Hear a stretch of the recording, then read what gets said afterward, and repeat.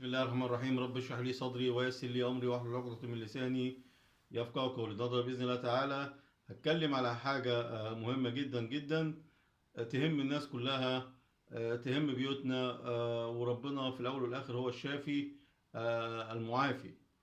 الطبيب ده سبب والطبيب ده وصفه، والشفاء من عند الله عز وجل.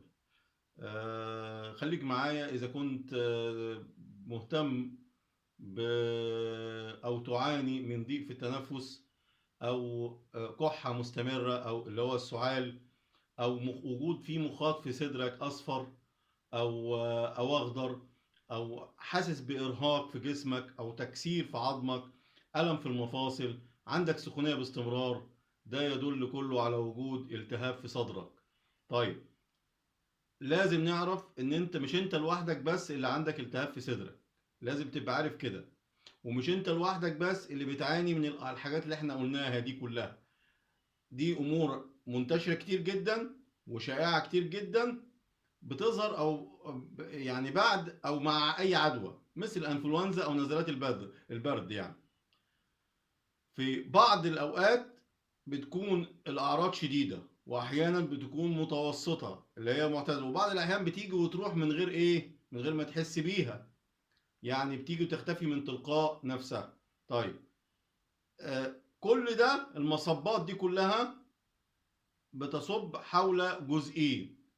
ازاي يعني ليه المرض بيجي وعند ناس ويمشي بسرعه، وليه المرض بيجي عند ناس ويمشي؟ الحاجتين الاساسيين في الجسم هو اللي انا لازم تعرفهم: وجود الاكسجين. زياده الاكسجين في الجسم بتقوي الجهاز المناعي، وزياده فيتامين د في الجسم يقوي الجهاز المناعي. كلما زاد الاكسجين وفيتامين د كلما قوى الجهاز المناعي، وقلت حدوث، وخاصه الجهاز المناعي التنفسي، وقل حدوث البرد، وقل حدوث الانفلونزا، وجسمك وصدرك بالتهاب الصدر عندك بقى حاجه، يعني ان شاء الله ربنا يعافيك منه. يبقى اول حاجه الاكسجين. طب الاكسجين ده بيجي من الهواء الطبيعي، عشان يزيد الاكسجين في حاجات لازم ازودها ببعض الحاجات يا جماعه. طيب احنا بنتكلم عن الاكسجين العادي، ما بالك الناس اللي بتدخن؟ يعني احنا كده ما بنتدخنش والاكسجين في ناس جسمها قليل، ما بالك الناس اللي بتدخن؟ نصيحتي بسرعه كده، اروح لبتوع التدخين بسرعه وارجع تاني على موضوعنا. يعني لو جربت يوم واحد ان انت تبات في العنايه المركزه، او جربت يوم واحد ان انت يجيلك جلطه، مش هتدخن تاني. مش هتدخن تاني، لان انت هتضر اللي حواليك. انت لما تدخن في غرفه، الناس اللي في الاوضه هيقل الاكسجين معاهم اصلا، فيبقى معرضين ان هم يجيهم نزلات برد ويجي لهم مشاكل. يبقى نمره، يبقى من الاساسيات بتاعتنا ان احنا هنزود الاكسجين. ودي نصيحتي سريعا، يعني اديتك انتباه بسيط يا اللي بتدخن. آه لازم تنتبه ليه جدا، ولازم تقلع عن التدخين، لان التدخين الاقلاع عنه عزيمه. اول حاجه عشان ارفع الاكسجين في الجسم، وارفع فيتامين د. ارفع الاكسجين يبقى عليك بمضادات الاكسده. ايه هي مضادات الاكسده؟ مضادات الاكسده موجوده في بعض، في التلبينه اللي هي نخاله الشعير. هفهمكم حاجه: 90% من الاعشاب لو تم تحليتها بالسكر تفسد. اللي عايز احليها حليها بعسل. التلبينه نخاله الشعير بتزود نسبه الاكسجين في الجسم. عصير التوت او التوت نفسه يزود نسبه الاكسجين في الجسم. الجنزبيل بيزود نسبه الاكسجين في الجسم. زيت الزيتون بيزود نسبه الاكسجين في الجسم. الكركم بيزود نسبه الاكسجين في الجسم. يبقى هما قلت لكم على حاجات اهي بتزود نسبه الاكسجين في الجسم. طيب، ازود فيتامين د في الجسم ازاي؟ ازود فيتامين د، اول حاجه نقص فيتامين د باستمرار للناس اللي عندها رشح وبلغم باستمرار ونفس عالي باستمرار في صدرها، تعرف على طول ان الجهاز المناعي التنفسي مضروب نتيجه نقص فيتامين د. طيب، فيتامين د في التحاليل كده بيقول لك ايه؟ لازم يبقى 25. لا، فيتامين د لازم يبقى 75 ويبقى 85. طيب، الاحصائيات في علبته 5، ده كلام طبعا مش مظبوط. طب عشان ازود فيتامين د، حاجه بقى وهم هقولها لك: تندغ ورق نعناع.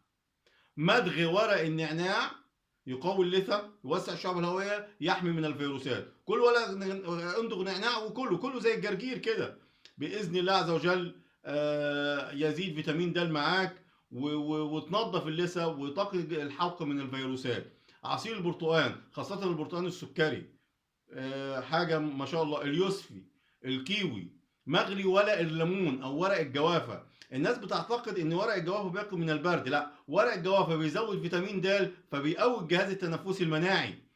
طيب لو انت مش عايز الحاجات دي ممكن تاخد حاجات من الصيدليه او الاجزخانه الصيدليه اللي هي في مصر. المنتجات اللي في مصر متوفره. هقول لك على حاجتين بتوع اطفال وما تستهونش بيهم. البافيت اللي هو البافيت دي 3 او الفيدروب دي 3.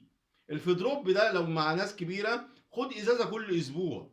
خد ازازه، هي نقط، خد ازازه كل اسبوع، هيزود فيتامين د وباذن الله هيعمل لك وقايه.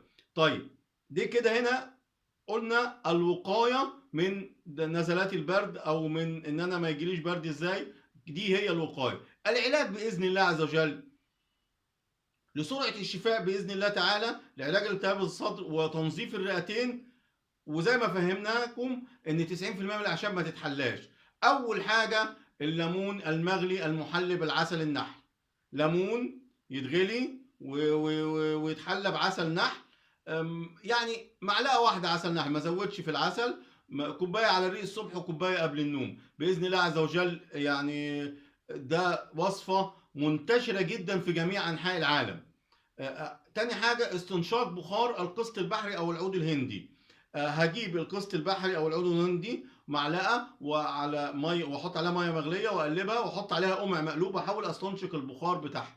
استنشاق البخار ده ينظف مجرى الجهاز التنفسي وبرضه هيظبط لي موضوع الرشح وموضوع عدم الاحساس بالشم. في ناس بتفقد حاسه الشم او حاسه التذوق.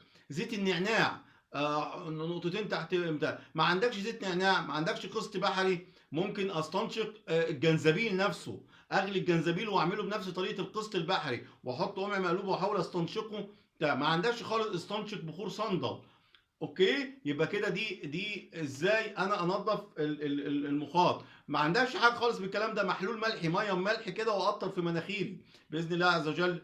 وصفه قويه جدا جدا جدا لتنظيف الرئه وسرعه العلاج باذن الله. هتاخد معاك 6 ايام بالظبط. ينسون نجمي كراويه حبه البركه. ينسون نجمي كراويه ينسون نجمي عامل زي النجمه قد الجنيه كده، ماشي، قد جنيه الفضه. هتطحنه وبعد كده مع حبة البركة مع الكراوية وهتشرب يفضل بدون تحلية 3 مرات في اليوم كل 8 ساعات للمصاب. للوقاية مرة واحدة في اليوم.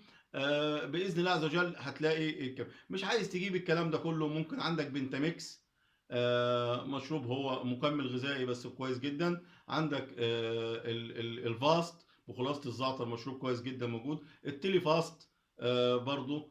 عندنا حاجات تانية يعني تقدر تاخد البارستامول لو في 1 جرام لو في ارتفاع في درجة الحرارة. دي كلها من الصيدلات العادية. بس بنصحك ما تاخدش مضاد حيوي هيقلل كفاءة الجهاز المناعي وهيعمل لنا أضرار. كتر شرب مية كتير جدا. اشرب شاي أخضر بدون تحلية. الاكثار من شراب المياه بيخلي الحلق رطب وبالتالي أي فيروس ما يخليش فيه كحة ناشفة فتخرم الرئة وتعمل لي فيما مشاكل فيما بعد ثقوب في الرئة أو بثور في الرئة مما يؤدي إلى تليف رئوي. والشاي الأخضر مفيد جدا جدا بيقي من السرطانات بينظف الحلق. عشبة اسمها الهندباء هي مش ممكن عند العطار عارفها بس أنت الأفضل تخليك في الحاجة اللي أنت عارفها. دي كل وصفات سريعة جدا. أتمنى أن أنا أكون اديتكم معلومة كويسة جدا وأتمنى أن أنتوا تاخدوا بالأسباب ولا تنسوا رب الأسباب. كنتم معكم دكتور وحيد عبد العال.